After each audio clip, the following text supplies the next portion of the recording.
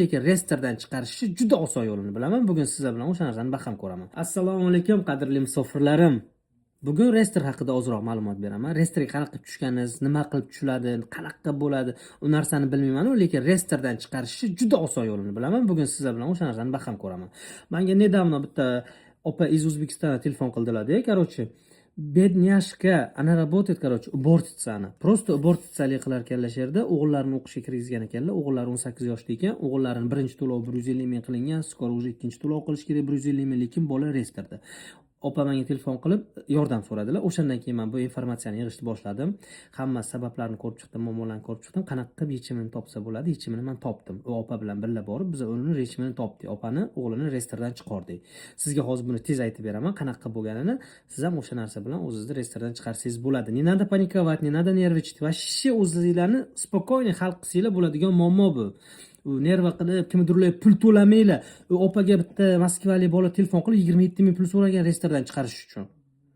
O'shandan keyin meni nerva qilib, o'zim lично borib, hamma narsaga yugurib, topib yechimini reyestrdan chiqardik. Получается, muammolarning yechimi одно и то же. Отделениyaga borishingiz kerak.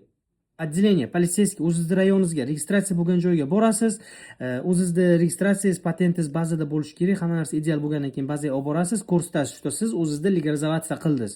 Siz законный Rossiya territoriyasida naходитесь qilyapsiz. Получается, sizda registratsiya bor, patent bor. Если patent bo'lmasa ham ничего не страшно. Kirdi chiqdi qilasiz, registratsiya qilasiz. Registratsiya bazada bo'lishi kerak обязательно. Bazada bo'lgandan keyin siz qo'rqmasdan отделениyaga bora olasiz. Отделениyaga kunida 2 soat или 1 soat, kuniga 1 soat или 2 soat qabul qiladi. Unaqa reyestr bo'yicha отдельный o'zining kommunikasi bor, kiradi, sizni ko'radi, hamma dalilingiz yaxshi bo'lsa, sizni reyestrdan chiqaradi, ikkinchi kun sizga aytadi. O'sha kun aytadi, agar ertaga ham tekshirib o'zingni, agar bazadan chiqsang, yana reyestr bo'ladigan bo'lsa, qaytib kel, yana chiqaramiz deydi. Agar erta bu kunisi siz bazaga, yana reyestrga bo'lmasangiz, все, siz ozodsiz. Sizda hech qanaqa reyestr yo'q. Вот именно. Pul to'lamaylar, nerva qilmaylar, o'zinglarni spokойно qilib hamma ishni hal qilsanglar bo'ladi. Ruschani bilmasangiz, ruschani biladigan inson bilan borsangiz bo'ladi отделениyaga. No главныйsi legalizatsiya qilinglar o'zinglarni. Kirdi chiqdi qilinglar, registratsiya qilinglar.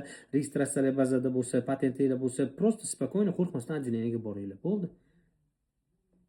Oson.